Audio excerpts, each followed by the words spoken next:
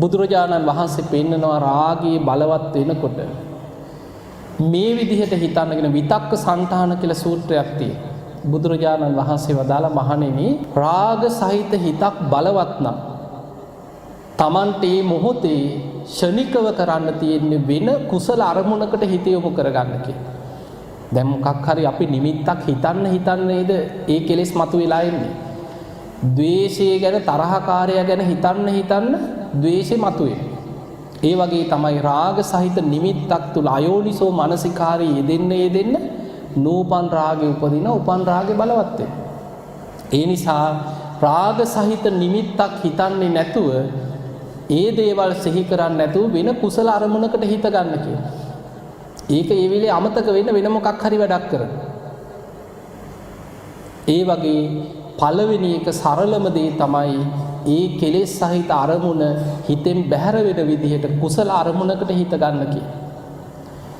හැබැයි සමහර වෙලාවට රාගේ බලවත් වුණාට පස්සේ වෙන මොන දෙයකටවත් හිත යොමු කරගන්න බැරි වෙනවා. ඒකම බලවත් වෙයි.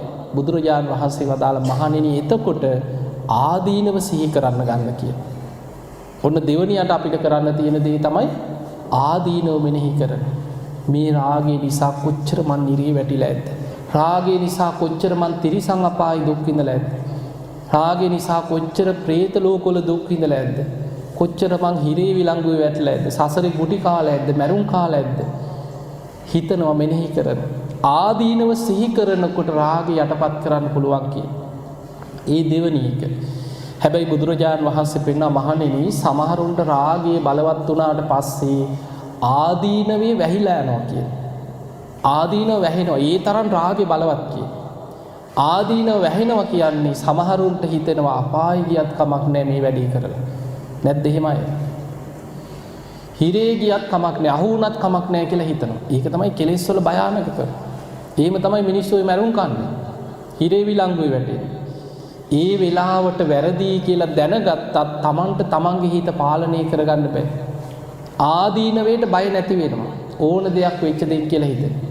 එතකොට ඒ මට්ටමට Tamanගේ හිත පහත් මට්ටමට වැටිලා නම් බුදුරජාණන් වහන්සේ පෙන්වන මහණෙනි රාගයේ යටපත් කරන්න තියෙන ඊළඟ දේ තමයි රාගයට ප්‍රතිවිරුද්ධ අරමුණක් ඔස්සේ රාගසිත මැඩල ගන්න කියලා. අපිට රාගයේ මැඩලන්න නම් තියෙන ප්‍රතිවිරුද්ධ අරමුණ මොකද්ද? ද්වේෂයට නම් මෛත්‍රිය. රාගයට අසුබේ පැත්ත සිහි කරන්න කියලා. පිළිකුල මෙනෙහි කරන්න. ගොඩක් ඔය රාගසිත බලවත් නම් නිතර පිළිකුල් භාවනාව වඩා. ධාතු මනසිකාරය වඩා. ඉස්සර නවසීවතික වගේ භාවන පිළිකුල් භාවනාව වඩා. හැම වෙලෙම සිහි කරන්න මේ ශරීරයේ කුණු වෙලා යන හැටි, පස් වෙලා යන හැටි, ජරාවටපත් වෙන හැටි. එහෙම මෙනෙහි කරන්න. එහෙම මෙනෙහි කරගෙන කාලයක් යනකොට අර රාග සහිත හිත බුදුරජාණන් වහන්සේ පෙන්වන මහණෙනි කෙනෙක් පිළිකුල වඩන්න අසුභා භාවේ තබ්බා රාගස්ස පහනයි. අසුභේ වඩන්න පිළිකුල සිහි කරන්න රාග සහිත හිත හරියට ගින්දරකට කුකුල් පිහාට්ටක් ඇල්ලුවා වගේ කියන. දැන් ගින්දරට කුකුල් පිහාට්ටක් ඇල්ලුවට පස්සේ මොකද වෙන්නේ? උණු වෙනවනේ දැකිලිලා යනවා. ඒක එහෙම ඇකිලෙනවා. ඒ වගේ තමයි කියනවා ඇවිස්සෙන රාගයේ තමා තුළ යටපත් වෙනවා. ඒ නිසා පිළිකුල පැත්ත වඩන්න. රාගයේ බලවත් නම් පිළිකුල වඩන්න. එහෙමත් අමාරුම නම් ඒ මොහොතට ෂණිකව මේක තියෙන විතක්ක සංඨාන සූත්‍රය. දිව උඩුතල්ලට තියලා තද කරගෙන දත් හපාගෙන හරි තමන්ගේ රාග හිතට තමන්ම ගරහ කරන්න කියන. තමන්ගේ හිතට තමන් බැනගන්න කියන. ඒ හිත ඔබ මාව අපායට ගෙනියන්නද මේ හදන්නේ? ඔබ මාව දුගතිය ගෙනියන්නද මේ හදන්නේ? ඒ පහත් හිත කියලා තමන්ගේම හිතට තමන් දත් මිටි කාගෙන තමන්ම බැනගන්න කියන. එතකොට කුළු හරකෙක් මෙල්ල වෙනවා වගේ තමන්ගේ ඇවිස්සෙන හිත තමන්ට මෙල්ල කරගන්න පුළුවන් කියන.